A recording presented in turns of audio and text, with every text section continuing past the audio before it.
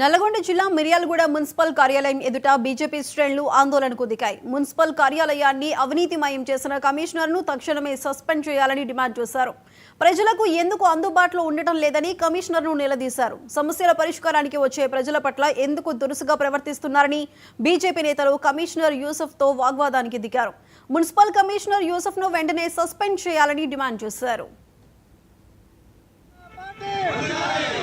సమస్యల మీద అనేక సార్లు వినతులు ఇవ్వడానికి కమిషనర్ గారికి కాల్ చేసినా, డైరెక్ట్ కలవడానికి ప్రయత్నించినా పట్టించుకోకుండా వెళ్ళిపోతున్నాడు.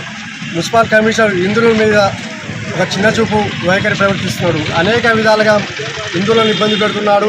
మున్సిపల్ సమస్యల మీద ఎటువంటిది వాటర్ల దోమలు కానీ సాగునీటి సమస్య గురించి కూడా ఎటువంటిది పట్టించుకోవట్లేదు. ఉదయం పూట పోతుండు, డంపింగ్ ఆడిపోతుండు, ఒక ఫోటో దిగుతుండు. సాయంత్రం శానిటైజర్ ఆఫీస్కి పోతుండు, ఒక ఫోటో దిగుతుండు, వాళ్ళ గ్రూప్లో పెడుతుండు.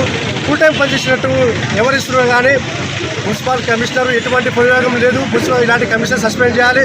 ఒక చిన్న ఉదాహరణ చెప్పాల్సుకున్నాం. మున్సిపల్ కమిషనర్ వాడే వెహికల్ ప్రైవేట్ వెహికల్ అంటే ఎల్లో ప్లేట్ వెహికల్ వాడాలి.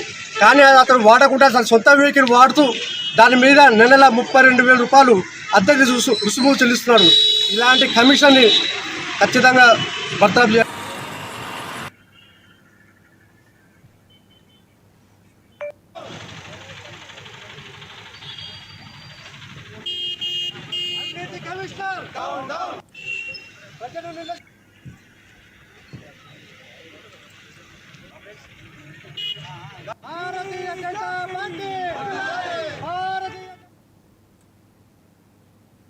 ఇవి ఇప్పటివరకు అప్డేట్స్. Keep watching 99 TV.